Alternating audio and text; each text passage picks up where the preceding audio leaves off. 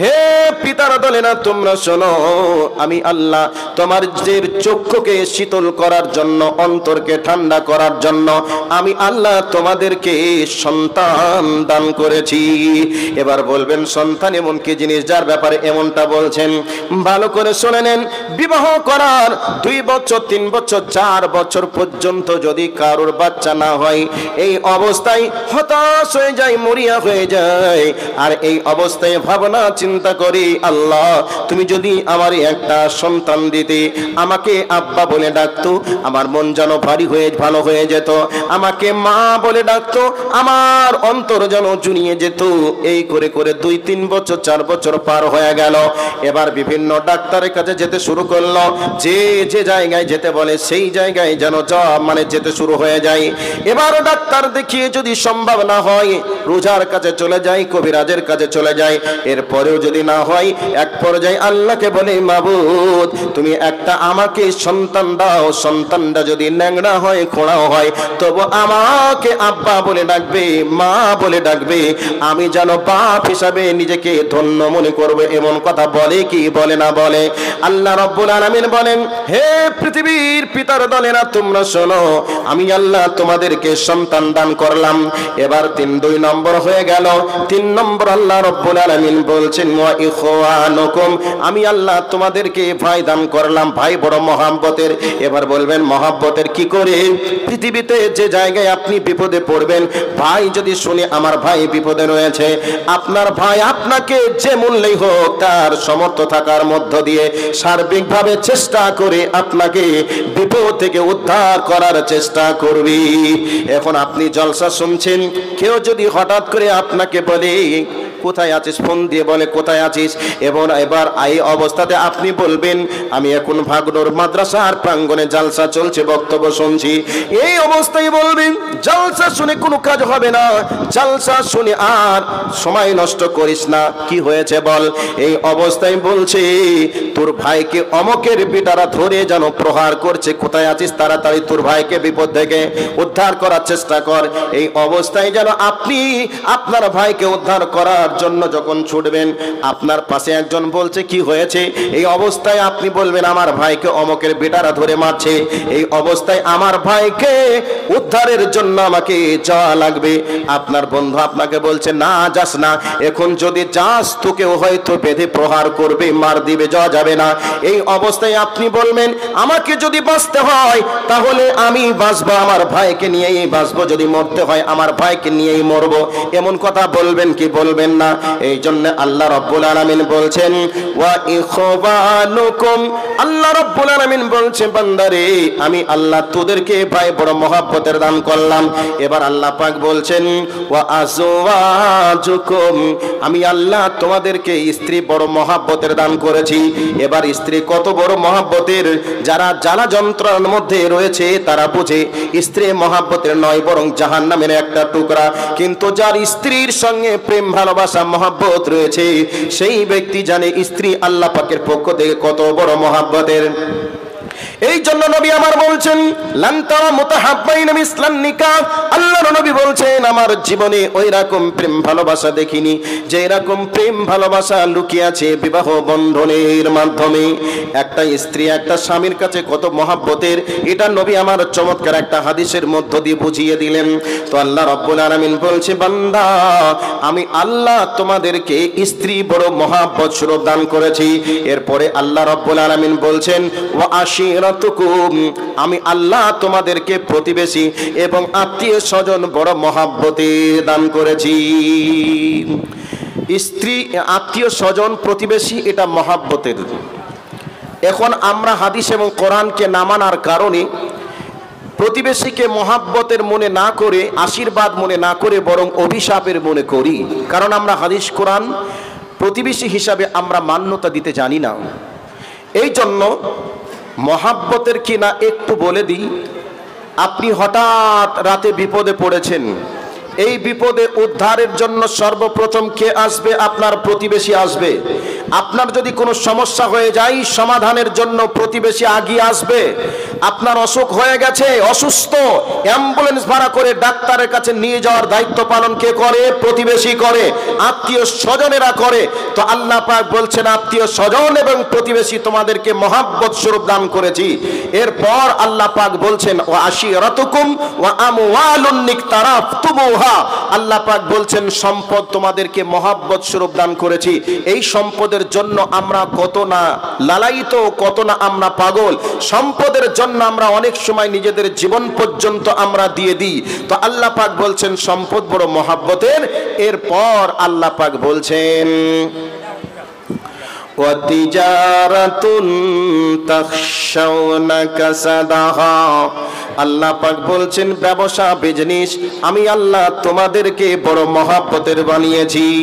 এখন ব্যবসা বিজনেসের জন্য 2 দিন ফ্রি ভাবে আমরা বেড়াতে যেতেও পারি না, আত্মীয় স্বজনের বাড়ি পর্যন্ত আমরা যেতে পারি না।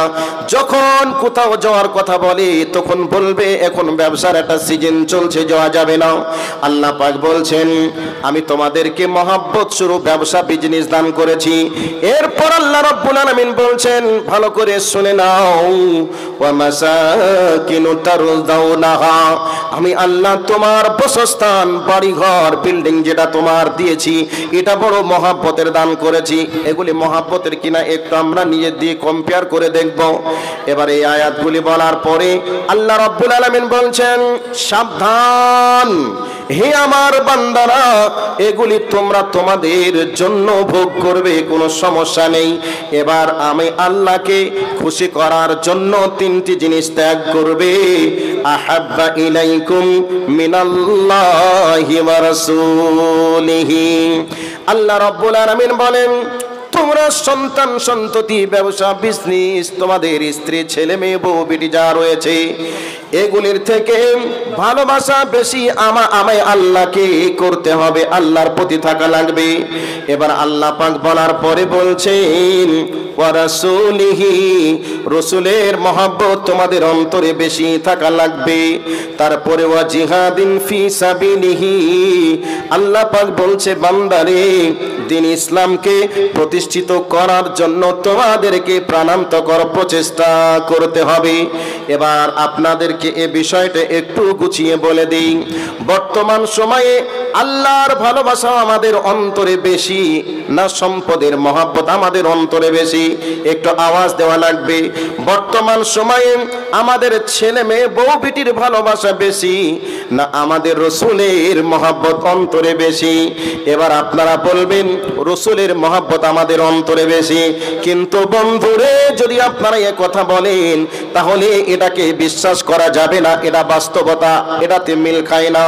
এবার আপনাদেরকে বলে দিই, ভালো করে শুনে নিন।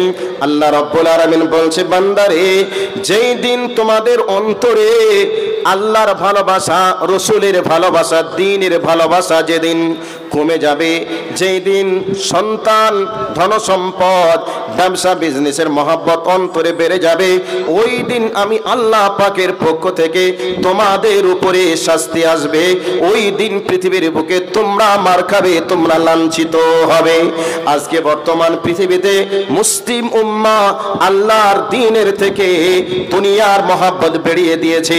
বর্তমান সময়ে রাসূলের ভালোবাসার থেকে নিজেদের সন্তানের ভালোবাসা যেন বেড়ে গেছে।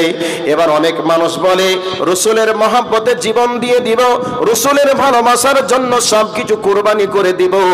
অথচ ওই ব্যক্তি এখনো পর্যন্ত রাসূলের ভালোবাসায় নবীর সুন্নাতটাকে মুখের উপরে রাখতে পারেনি। এখনো পর্যন্ত জাহান্নামের ভয়ে টাকনোর নিচে প্যান্ট পরাকে বন্ধ করতে পারেনি। এখনো পর্যন্ত বলবে রাসূলের মহব্বতে আমার সবকিছু উজাড় করে দিব। একথা বলার পরে এখনো পর্যন্ত আল্লাহর ঘর মসজিদ পর্যন্ত পৌঁছাতে পারিনি। আমার আল্লাহ বলছে বান্দা, যেদিন আমি আল্লাহর থেকে, রাসূলের থেকে, দ্বীনের থেকে যখন তোমাদের সন্তানের মহব্বত, স্ত্রীর মহব্বত, ভাইয়ের মহব্বত, সম্পদের মহব্বত, ব্যবসা বিজনেসের মহব্বত, তোমাদের বাড়ি ঘরের মহব্বত যখন বেড়ে যাবে, সেই দিন তোমরা অপেক্ষা করো, আমি আল্লাহর পক্ষ থেকে তোমাদের উপরে আযাব আসবে। এটা আল্লাহ পাকের পক্ষ থেকে একটা আযাব। যেই আযাবের কবলে পড়ে গোটা পৃথিবীর মুসলমান আজকে মার খাচ্ছে। তবে এবার বলবেন রসুলের মহাব্বত সাহাবীদের কেমন ছিল, একটা ঘটনা বলে কোরআনের আয়াতে আসব। আল্লাহর নবী সাহাবীদের ঈমানি চেতনা, ঈমানি স্পিডকে পরীক্ষা করছিলেন। উনি একটা যুদ্ধের জন্য সাহাবীদেরকে প্রস্তুত গ্রহণ করাচ্ছিলেন। এই অবস্থায় বলছিলেন, কে আছো গো আগামীকাল যুদ্ধের ময়দানে পাহারাদারের ডিউটি পালন করার মতো কে আছো? একজন সাহাবী উঠে দাঁড়িয়ে গেলেন, নাম তার যায়েদ বিন সাকান রাদিয়াল্লাহু তাআলা আনহু। আল্লাহর নবীকে বলছেন, নবী গো পাহারাদারের ডিউটি পালন করার জন্য আমি প্রস্তুত রয়েছি। আল্লাহর নবী বললেন, বসে যাও। দ্বিতীয়বার আবার বললেন, ওই ময়দানে যে ডিউটি পালন করবে, যতক্ষণ তার চোখের পাতা নড়বে, বডির ভেতরে শ্বাস থাকবে, আসা যাওয়া করবে, ততক্ষণ পর্যন্ত ময়দান ছাড়তে পাবে না। বলো কে আছো? একজন দাঁড়িয়ে যাও। আবার ওই ব্যক্তি উঠে দাঁড়িয়ে গিয়ে বলছেন, নবী গো আমি প্রস্তুত আছি, বসে যাও। তৃতীয়বার আবার বললেন, ওই সাহাবী আবার উঠে দাঁড়িয়ে গেলেন, নবীজি আমি প্রস্তুত রয়েছি। এবার ঘটনাক্রমে যুদ্ধ যখন চলতে শুরু হবে, সন্ধ্যা রাত্রিতে সাহাবীরা যুদ্ধের ময়দানে পৌঁছে গেছেন। এই অবস্থায় সবাই যেন নিজ নিজ তাঁবুতে আরাম করার জন্য বিছানায় শুয়ে গেছে। আগামীকাল সকালবেলা যুদ্ধ শুরু হবে দুর্বার গতিতে। সবাই যেন রেস্টের জন্য নিজ নিজ তাঁবুতে বিছানাতে যখন শুয়ে গেল, সাহাবী যায়েদ বিন সাকান এদিক ওদিক খোঁজাখুঁজি শুরু করলেন, কোনো বেঈমান কোনো জায়গা থেকে ওত পেতে বসে আছে কিনা সাহাবীদের উপর আক্রমণ করার জন্য। এবার তিনি খোঁজাখুঁজি করলেন, কোথাও কাউকে যখন পেলেন না, রাত গভীর থেকে গভীরে পৌঁছে গেল। মনে মনে এমন আনন্দ পেলেন, আহারে নবীজি বলেছেন যেই চক্ষু মুজাহিদদেরকে পাহারা দেবে, ওই চক্ষু জান্নাতে জাহান্নামে যাবে না, জাহান্নামের আগুন স্পর্শ করবে না। নিশ্চয় আমার চোখ জাহান্নামের আগুন আল্লাহ রাব্বুল আলামিন আমার চোখের জন্য হারাম করে দিবেন। মনের ভিতরে আনন্দ নিয়ে এইবার হযরত যায়েদ বিন সাকান রাদিয়াল্লাহু তাআলা আনহু আনন্দের চিত্তে জিহাদের ময়দানে যেন টহল দিয়ে বেড়াচ্ছেন। এইরকম একটা পজিশনে মনে মনে ভাবনা এসে গেল, আমি এত সুন্দর চমৎকার ডিউটি পালন করছি, কিন্তু এমনি টাইমটা পাস করে কি করব? কোথাও কাউকে যেহেতু পেলাম না, এই রাতটা যদি আমি নামাজের মধ্য দিয়ে পার করি, কতই না আল্লাহ খুশি হয়ে যাবেন। এবার সাহাবী যুদ্ধের ময়দানে কাউকে দেখতে না পেয়ে গভীর আগ্রহ নিয়ে নামাজে দাঁড়িয়ে গেলেন। নামাজে দাঁড়িয়ে গিয়ে তেলাওয়াতে এত মজা তিনি অনুভব করছিলেন, যেন তেলাওয়াত করেই যাই। এই তেলাওয়াত চলতে চলতে প্রথম রাকাত কমপ্লিট হয়ে গেছে, দ্বিতীয় রাকাতে দাঁড়িয়ে তেলাওয়াত চলছে। এই অবস্থায় বেঈমানরা দূর থেকে যেন লক্ষ্য করেছে, ওখানে মনে হচ্ছে যেন একটা গাছ দাঁড়িয়ে আছে। একটু পরে হযরতে যায়েদ বিন সাকান যখন রুকুতে গেলেন, তারা ভাবল গাছ হলে তো নাড়াচাড়া করবে না, নিশ্চয় এটা গাছ নয়, এটা মানুষ। রুকু থেকে যেমনি উঠেছে, এই অবস্থায় বেঈমানরা দূর থেকে তীর নিক্ষেপ করতে শুরু করেছে। যায়েদ বিন সাকান নামাজকে সংক্ষিপ্ত করে সালাম ফিরিয়ে দিয়ে এবার বেঈমানদের বিরুদ্ধে তিনিও যেন তীর চালাতে শুরু করেছেন। অনেক কয়জন কাফেরকে জাহান্নামের নর্দমার কীট বানিয়ে দিয়েছে। এবার ওনার শরীরে তীরের আঘাত লেগে শরীর থেকে রক্ত ঝরে তরতাজা প্রাণটা যেন একেবারে নিস্তেজ হয়ে গেল। জমিনের উপর হয়ে পড়ে মৃত্যুর যন্ত্রণায় যেন এবার কাতরাতে শুরু করেছেন। এদিকে মুয়াজ্জিনের আযান হবে, আসসালাতু খায়রুম মিনান নাওম, আযানের সময় হয়ে গেছে। এবার সাহাবায়ে কেরামদের ঘুম ভেঙে গেল, নামাজ হবে। এবার নামাজের জন্য উঠেই আমাদের পাহারাদার কোথায় গেল খোঁজ নাও। পাহারাদার খোঁজ নিতে নিতে দেখছে জমিনের এক প্রান্তরে পড়ে উপর হয়ে যেন মৃত্যুর যন্ত্রণায় কান্না করে করেছে। সাহাবীরা গিয়ে বললেন, ভাই যায়েদ বিন সাকান, কি হয়েছে? তুমি এভাবে জমিনের উপরে পড়ে কাঁদছো কেন? কি হয়েছে বলো। যায়েদ বিন সাকান ঘটনাটাকে বললেন। ঘটনাটা শুনে নেওয়ার পরে সাহাবীদেরকে আল্লাহর নবী বলে দিলেন, ও আমার সাহাবীরা, ওই যে জায়গাতে সেবক সেবিকারা রয়েছে, ওই জায়গাতে যায়েদ বিন সাকানকে সেবা শুশ্রূষা করে সুস্থ করার জন্য তোমরা নিয়ে যাও। যায়েদ বিন সাকান রাসূলের দরবারে বলছেন, ইয়া রাসূলুল্লাহ, ইয়া হাবিবাল্লাহ, আপনার কাছে আমি ওয়াদা করেছি যতক্ষণ চোখের পাতা নড়বে ততক্ষণ ময়দান ছেড়ে আমি যাব না, আর আপনি আমাকে যাওয়ার জন্য অনুমতিও দিবেন না। নবী গো, আমি আর বেশিক্ষণ বাঁচব না, চলে যাব। তবে যেই দিন আমি ইসলাম কবুল করেছি সেই দিন এই কলিজার ভিতরে আপনার ভালোবাসা রয়েছে। এখন আপনি আমাকে পাঠিয়ে দিবেন, আপনাকে আমি দেখতে পাবো না, আর আমি না দেখে মারা যাব। আমি কেমন করে সহ্য করব নবী গো? আপনি আমাকে আপনার চেহারা মোবারকটাকে দেখতে যান। জোরে বলুন লিল্লাহি তাকবীর। এই অবস্থায় হযরতে যায়েদ বিন সাকান রাদিয়াল্লাহু তাআলা আনহুকে আল্লাহর নবীর কোলের উপরে শুইয়ে দেওয়া হলো। আল্লাহর নবীর শরীরের দিকে তাকাচ্ছেন, শরীর থেকে রক্ত ঝরে ঝরে যেন শরীরটা নিস্তেজ হয়ে যাচ্ছে। এই অবস্থায় যায়েদ বিন সাকানের দিকে নবীজি একবার তাকান, একবার অন্যদিকে মুখ ফিরিয়ে নেন, আল্লাহর কাছে দোয়া করছেন, আল্লাহ গো, আমার যায়েদ বিন সাকান তোমার দ্বীনের জন্য নিজের জীবনটাকে উৎসর্গ করে দিল। মাবুদ, এর জন্য তুমি জান্নাতুল ফিরদাউসের মেহমান বানিয়ে দিও। এই রকম দোয়া চলছে। এই অবস্থায় যায়েদ বিন সাকানের দিক থেকে যখনই মুখটাকে ফিরিয়ে নিচ্ছেন, ওই অবস্থায় যায়েদ বিন সাকান বলছেন, নবী গো, আমার মনে হচ্ছে যেন আমি আর বেশিক্ষণ বাঁচব না, চলে যাব না ফেরার দেশে। নবী গো, আপনার চেহারা দেখা থেকে আপনি আমাকে বঞ্চিত করবেন না, চেহারা দেখতে দেন। এইভাবে রাসূলের সঙ্গে কথা চলছে, চোখ দিয়ে যেন পানিও বার হচ্ছে। নবীজি সাহাবীকে জিজ্ঞাসা করছেন, তুমি কাঁদছো, খুব কষ্ট কি তোমার হচ্ছে? এই অবস্থায় সাহাবী উত্তর দিলেন, ইয়া রাসূলুল্লাহ, ইয়া হাবিবাল্লাহ, আমি কষ্টের জন্য কান্না করি না। নবীজি বলছেন, তাহলে তোমার ফ্যামিলির কি কারোর কথা মনে পড়ছে এই জন্য কাঁদছো? আল্লাহর নবীকে বলছেন, নবী গো, ফ্যামিলির কারোর কথা আমার মনে পড়ছে না, আর আমি যন্ত্রণার জন্য কান্না করছি না। আমি যেদিন ইসলাম কবুল করেছি এই কলিজার ভিতরে আপনার ভালোবাসা এক নম্বরে রেখেছি। এখন আপনাকে রেখে আমি চলে যাব না ফেরার দেশে পরকালে। তবে কবে কিয়ামতের ময়দান হবে সেই দিন আপনাকে দেখতে পাবো, তার আগে আর দেখতে পাবো না। আমি কেমন করে কবরের ভিতরে থাকবো? আমি এই জন্য চোখের পানি ছেড়ে দিয়ে কান্না করেছি। এইভাবে আল্লাহর নবীর কোলে মাথা রেখে আল্লাহর নবীর সঙ্গে কথা বলতে বলতে এ দুনিয়ার মায়া ত্যাগ করে আখিরাতের মেহমান হয়ে জান্নাতুল ফিরদাউসের মেহমান হয়ে বিদায় নিলেন।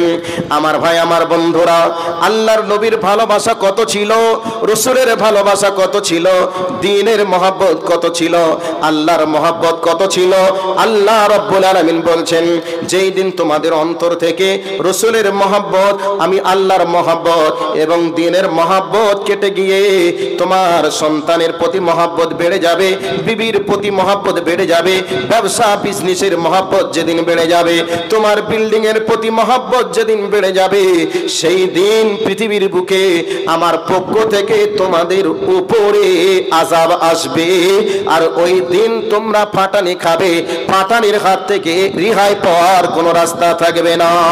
তাহলে কোরআনের আয়াত থেকে আমরা কয়েকটা শিক্ষা গ্রহণ করতে পারলাম। এবার কোরআনের আরেকটা আয়াত দিয়ে আমি বাস্তবতার দিকে চলে যাব। আল্লাহ রাব্বুল আলামিন বলেন, ইন্নাল্লাহা লা ইউগাইয়িরু মা বিকাওমিন হাত্তা ইউগাইয়িরু মা বিআনফুসিহিম। আল্লাহ রাব্বুল আলামিন বলছেন, আমি কোন জাতিকে, কোন গোষ্ঠীকে আমি পরিবর্তন করি না যতক্ষণ তারা তাদের পরিবর্তন না করে। আমরা মুসলমান মানে নামাজি ছিলাম, আমরা মুসলমান মানে আমরা সত্যবাদিতা ছিলাম, আমরা মুসলমান মানে ন্যায় পরায়ণ ছিলাম, আমরা মুসলমান মানে আমরা হালাল রুজি ভক্ষণকারী ছিলাম। আমরা বর্তমান সময়ে আমরা নামাজ ছেড়েছি, আমরা বর্তমান সময়ে আমাদের আমানতদারিতা নেই, পরায়ণতা নেই। আমরা মুসলমান, হালাল ছেড়ে হারামে মুখ লাগিয়েছি। আমরা মুসলমান মানে আজকে আমরা দলে দলে বিভক্ত হয়েছি, লাটালাটি কাটাকাটি ফাটাফাটিতে আমরা ব্যস্ত হয়ে পড়েছি। তো আল্লাহ পাক বলছেন, আমি কোনো জাতিকে, কোনো গোষ্ঠীকে, কোনো ব্যক্তিকে পরিবর্তন করি না, তারা তাদের পরিবর্তন যতক্ষণ না করে। তাহলে আমরা আমাদের পরিবর্তন করেছি কিনা একটু বলুন তো ভাই। সবার অন্তরে আঘাত লাগছে, আর এতক্ষণ পর্যন্ত খুব উল্লাস চলছিল। আঘাত লাগছে, অপরাধটা স্বীকার করতে কষ্ট পাচ্ছে। আমরা আমাদের পরিবর্তন করেছি কি করি নাই? করেছি। আমরা আমাদের পরিবর্তন করেছি বলেই আজকে আমরা ফাটানি খাচ্ছি। এবার কোরআনের কয়েকটা আয়াত দিই, তারপরে আমরা বুঝতে পারবো। কোরআনের এই আয়াতটা বলার আগে একটু বলি, আমরা আলেম ওলামাদের মুখ থেকে, আমরা যখন মাদ্রাসায় পড়তাম তখন আলেমদের মুখে আমরা শুনতাম, অন্যায় করিও না, ভুল পথে চলিও না, আল্লাহ আযাব দিবে। এরপরেও যদি আমরা ভুল পথে না আসি, আল্লাহ অত্যাচারী শাসক নিযুক্ত করবে, তারা তোমাদেরকে পিটাবে। এ কথা আমরা আলেমদের মুখে শুনতাম। আল্লাহ আযাব দিয়েছেন এবং অত্যাচারী শাসক নিযুক্ত করবেন এ কথাও বলতেন, আমরা দেখিনি। কিন্তু কয়েক বছর আগ থেকেই আমরা দেখতে পেলাম যে সত্যি অত্যাচারী শাসক যারা নিযুক্ত হয়েছে, যেই দিন ওয়াকফ বিল পাস হলো ওই দিন থেকে আমরা বুঝলাম অত্যাচারী শাসক যারা একেবারে অস্ত্র নিয়ে বাড়ির খাটের নিচে দাঁড়িয়ে আছে, আর আমরা যেন খাটে ঘুমিয়ে আছি। এই অবস্থায় কখন তার আঘাত করবে, এইরকম একটা সিচুয়েশনে ভারতবর্ষের মুসলমান যেন দাঁড়িয়ে আছে। কথাটা একটু মেপে ভেবে চিনতে বলুন, আমি ঠিক বলছি না ভুল বলছি? এবার চলে আসুন, আল্লাহ পাক আমাদেরকে সংশোধন করার জন্য অনেকবার আমাদেরকে সতর্ক করেছেন। সতর্ক করার পরেও আমরা এগুলিকে সতর্ক মনে না করে, বরং এগুলিকে অভিশাপ মনে না করে আদৌ মানে আশীর্বাদ মনে করেছি। ঝালমুড়ি বেগুনি পেঁয়াজির মতো করে সেগুলিকে মুখরোচক মনে করে খেয়ে আমরা হজম করে নিয়েছি। এবার বলবেন কি? একটু আপনাদেরকে বলছি, ভালো করে শুনে নেন।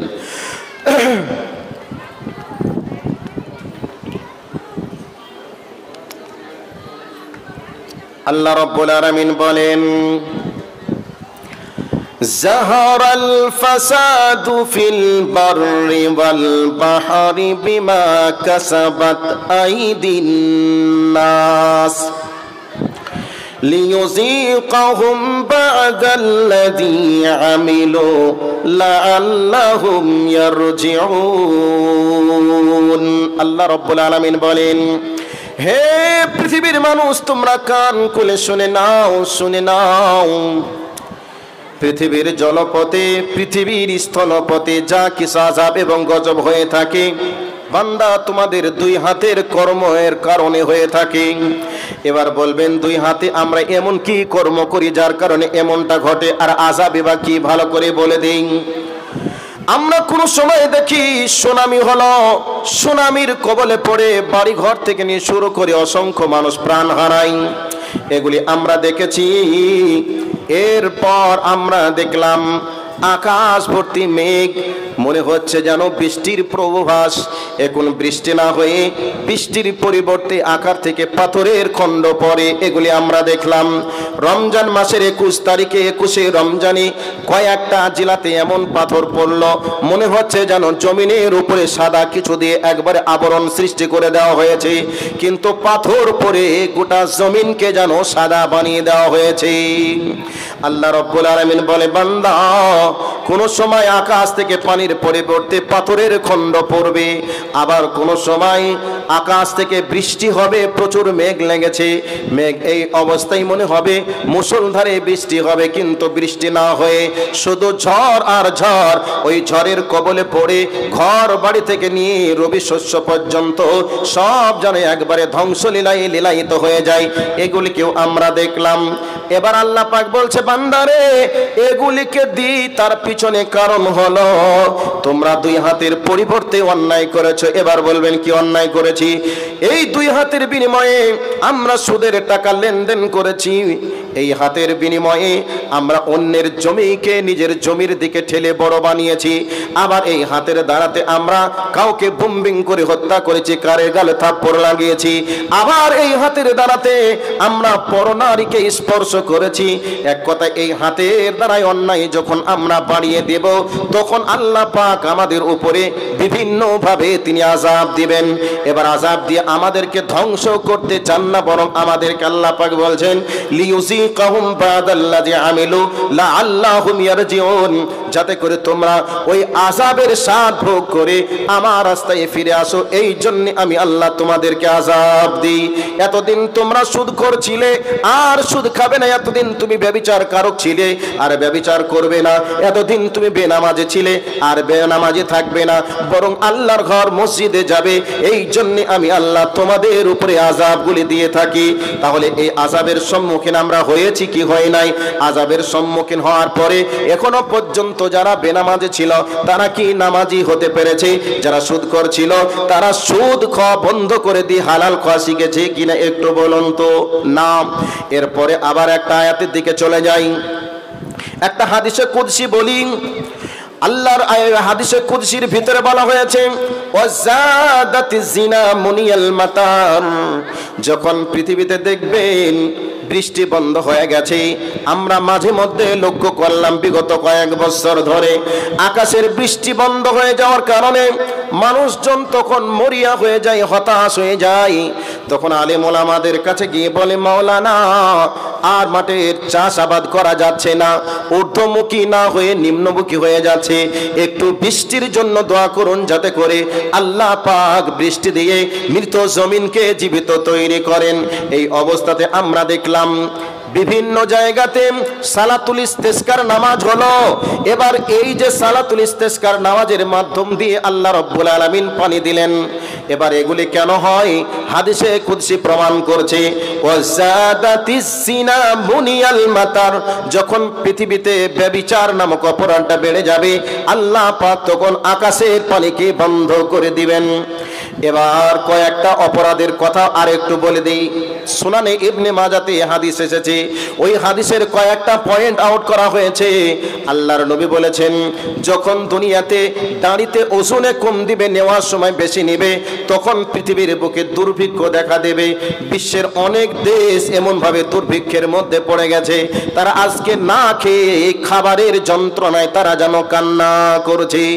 আবার হাদিসে বলা হয়েছে, যখন যাকাত দেওয়াকে জরিমানা মনে করবে মানুষ, যখন যাকাত দিতে চাইবে না, তখন আল্লাহ পাক আকাশের পানিকে বন্ধ করে দিবেন। বিগত কয়েক বছর আগে বন্ধ হয়ে গেল। পাখিদের জন্য বিভিন্ন গাছে পাত্রে পাত্রে করে পানি দিয়ে পাখিদেরকে জীবিত করার জন্য গাছে পানি দিল। মাঠের চতুষ্পদ প্রাণীগুলি, মানুষ সেই প্রাণীগুলি না খেয়ে মারা যাচ্ছে, এই জন্যে মাঠে মোটর চালিয়ে দিয়ে, সেলো চালিয়ে দিয়ে পানি রেখে দেওয়া হলো যাতে করে তারা খেয়ে ওখানে জীবিকা নির্বাহ করে। এরকম দৃশ্য আমরা দেখলাম। আবার অনেক মানুষ বলে, আর আকাশ থেকে বৃষ্টি যদি নাই হয় তো কি হবে? আমরা সেলো মেশিন এর মাধ্যমে আমরা পানি তৈরি করে পানি উৎপন্ন করব, এরপরে আমরা জীবিকা নির্বাহ করে আমরা চাষাবাদ করব, আমরা জীবিকা নির্বাহ করব। এরকম কথা বলার লোক আছে, আছে না নেই? আছে। কিন্তু বন্ধুরে, আল্লাহ রাব্বুল আলামিন বলেন, قل أرأيتم إن أصبح ماؤكم غورا فمن يأتيكم بماء معين। এই আয়াতটাকে নিয়ে একটু যদি গবেষণা করা যায় তাহলে বোঝা যাবে আমাদের দৌড় কত দূর। আমরা বলি আল্লাহ যদি পানি নাও দেয়, আমাদের ছোট আল্লাহ পানি দেবে। সেলো মেশিনকে মানুষ ছোট আল্লাহ বানিয়েছে, দিয়ে বলে আল্লাহ যদি পানি নাও দেয়, আমরা মেশিন চালিয়ে পানি পাতাল থেকে উৎপন্ন করে আমরা চাষাবাদ করে জীবিকা নির্বাহ করব। এই ধরনের কথা বলতে আমরা শুনেছি। সম্মানিত উপস্থিতি, আমাদের অপরাধের কারণে উপরওয়ালা যদি আকাশের পানিকে বন্ধ করে দিতে পারেন, তো আকাশের হয়তো তিনি মালিক, জমিনের মালিক মনে হয় নরেন্দ্র মোদী, অমিত শাহ, তাই কি? বলুন কে জমিনের মালিকটা কে? জমিনের মালিক আল্লাহ। যেই আল্লাহ আকাশের পানিকে বন্ধ করে দিতে পারেন, সেই আল্লাহ ইচ্ছা করলেও তো জমিনের পানিকে বন্ধ করে দিতে পারেন। পারেন কি পারেন নাই? এবার আপনারা বলবেন তাহলে সমুদ্রে পানি আছে, পুকুরে পানি আছে, নদীতে পানি আছে, এই পানিগুলোর মাধ্যম দিয়ে হয়তো আমরা বেঁচে থাকবো, এইরকম ভাবনা চিন্তা আপনাদের হতে পারে। তবে যেই আল্লাহ জমিনের পানিকে বন্ধ করে দিতে পারেন, আকাশের পানিকে বন্ধ করে দিতে পারেন, সেই আল্লাহ নদী নালার পানিকে মনে হয় যেন বন্ধ করে দেওয়ার ক্ষমতা রাখেন না। এমন কি না, শুনে রেখে দেন।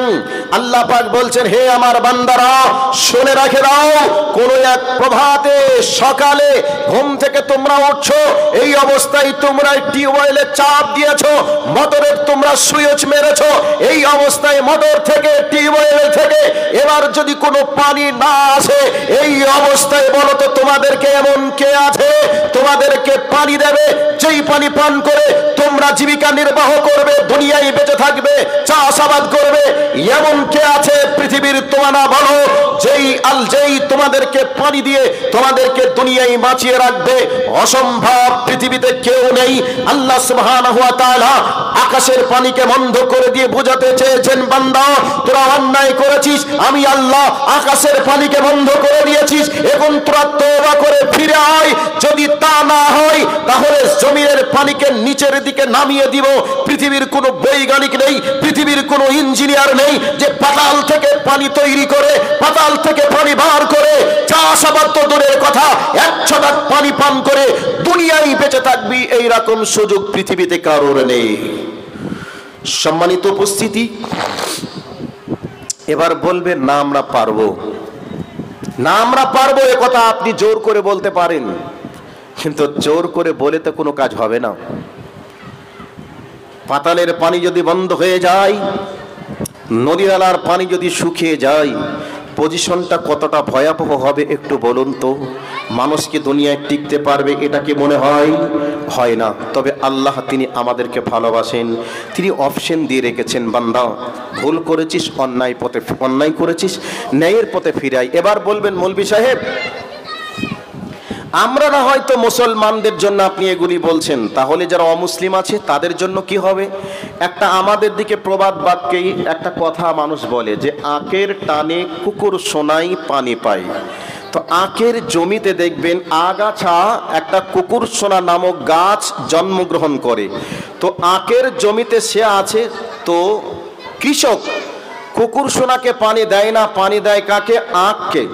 তো আখের জমিতেই কুকুর সোনা হয়েছে, তো আখের টানে কুকুর সোনা পানি পান করে বেঁচে আছে।